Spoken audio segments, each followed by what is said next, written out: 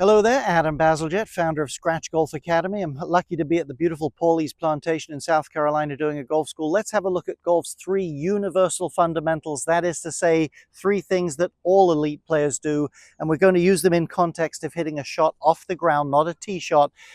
A lot of information going to be funneled through, but they'll come through these channels. So our first universal fundamental, low point or hitting the ground post impact. You want to hit the ball, then the ground.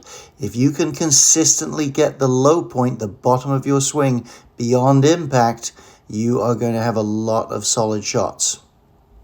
Now you could say something like, hey, grips are fundamental, or posture. They're very, very important things, and they certainly affect the golf swing. But there have been many examples of elite and successful players with a wide variety of grips, and to a lesser extent, all sorts of different looks in their posture. So we like good habits there, but they're not true fundamentals. Now, why is low point beyond the ball so important?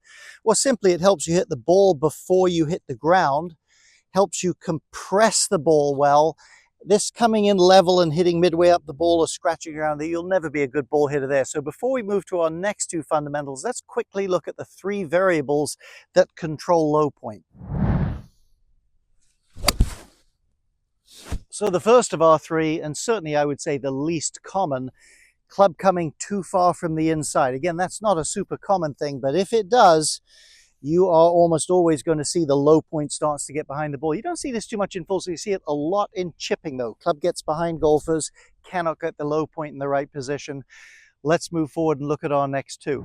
So number two, club shaft lean. If you can get the shaft past the golf ball like that, your low point when the club gets to vertical is most likely going to be on that side of the ball. Of course, where you're located is going to make a big difference. If your weight's too far back, unless you have incredible hands, you're probably bottoming out behind the ball. So we'll work on these things later in the video, but let's go on to fundamentals 2 and 3 first.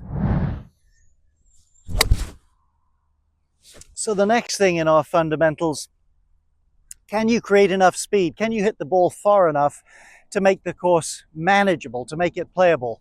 If you don't hit the ball hey, you can play some reasonable golf, but you're never really going to shoot low scores until you can get the course short enough with your length off the tee and off your second shot. So that would be number 2. Number 3, can you control your curve or the direction, if you like, in your shot? Now, if you think about it, any tour pro can hit the ball solidly, even on a bad day, hits it pretty solidly. Low point in front of the ball. Any tour pro, to one degree or another, hits it far enough to play good golf. Some hit it further than others for sure, but they all hit it fairly far. When they break down, it's that third leg, their directional control isn't so good. So you want to build from solid hit to some speed and then start to work your direction as a general rule. Now, we're going to have a look here at how to control your low point, give you some thoughts, maybe a little bit on speed. We're not going to touch on curves so much. I have lots of videos about that. If you can get the first two right, you're well on your way. Let's check from here. So when you start your practice sessions, use a club such as this or an alignment rod of some sort. Make a few small practice swings, maybe preset yourself to the left till you're consistently bumping the ground on that side of the line. Get a feel for it, then start to hit some shots. And again, I would preset maybe a 9-iron or a wedge. There's the low point in front of the ball. And then start to work up to some more full speed swings. Now, a couple of things I'd want you to notice. If you'll look at most great players hitting an iron, a short to mid iron, when they're hitting it, their head's about over the ball, but pretty much only their right shoulder and right leg are behind it. All this part of the body is in front of it. A line drawn up from the ankle would see some of the body beyond that line. They're pretty darn far over. The shaft lean's a little bit easier to tell. Again, shaft beyond golf ball before it makes contact with it. If you struggle, just come back to it.